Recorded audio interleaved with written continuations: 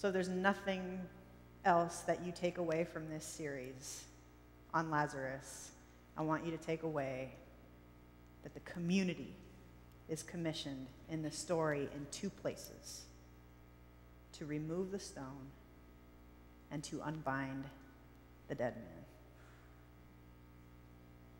That is our calling as Christians, right there in the work of resurrection, to remove the stone and to unbind the dead. So what the heck does that mean, right? What does it mean to remove stones and to unbind what's dead? I don't know.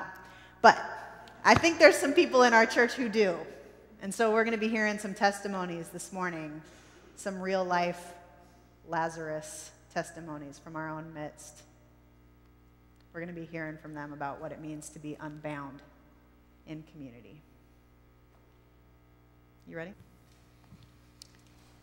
Just to give everyone a warning, this is kind of, I do talk about depression and suicide and stuff like that.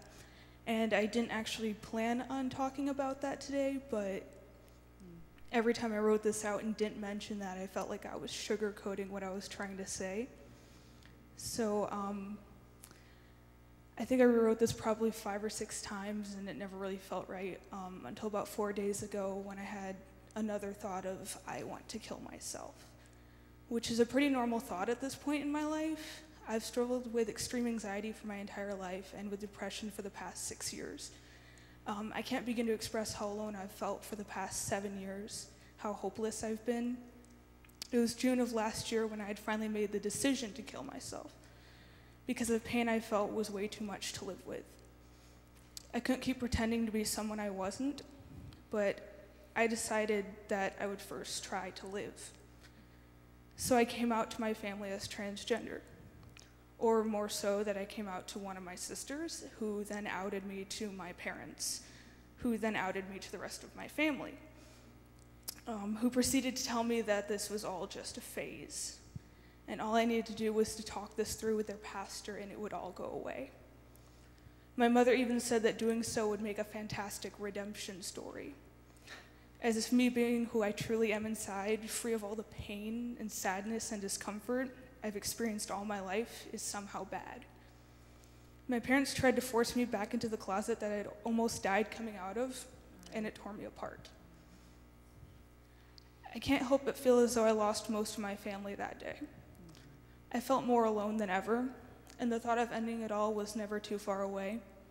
It would sneak back into my mind when I lie awake at night, unable to fall asleep due to the streams of tears down my face. Some days it was the only thought in my mind, and it seemed far saner than any thought I'd ever had before. But I kept pushing the thoughts away until I couldn't anymore. There was a day last year where I woke up and knew that if I was in my house at all that day, I was finally going to do it. So I got in my car and I drove to the restaurant I was currently working at, and then proceeded to cry at the counter for an hour. The thing about me is I absolutely hate crying in front of people, but that day I just didn't care because I was so done with everything. It was because of those feelings that I came out to one of my coworkers, who ended up getting me connected to Taryn, who in turn connected me to Koinonia. My first 8 months or so here, I didn't talk to many people. I'm both socially anxious and introverted, so I'm not the most social person. But even so, this was the first church I actually enjoyed being in. About a month and a half ago, I had another bad night. A night when I had a panic attack that seemed like it would never end. Nearly an hour into it, I decided to post on the Koinonia Facebook page and explain my situation. I opened myself up that night, which is something I never do. I talked about my anxiety and my depression and about how my parents were extremely transphobic and about how I had almost lost the will to live. I don't like opening myself up because I'm too afraid of getting hurt. I'm afraid that people are going to leave once they realize how many problems I actually have. But that wasn't what happened that night. I received an extreme amount of love, acceptance, support, and help. I couldn't really enjoy it that night, seeing as I continued to have a panic attack for the next 2 hours. But the next day, it was amazing to read back over those comments and messages. I became a member of this church a few weeks ago, and to be honest, I never really saw myself joining a church after many bad experiences with them, but somehow joining this church just felt right. And it was in that moment that I knew that this was where I belonged. This community is my support system. When I have a problem, there are a plethora of numbers I can call, people who want to help. This past month and a half has been one of the best times in my life. And that isn't because I don't still feel extremely stressed out and anxious over my future and my family situation. It isn't because I don't still experience depression every day and still have thoughts of ending it all.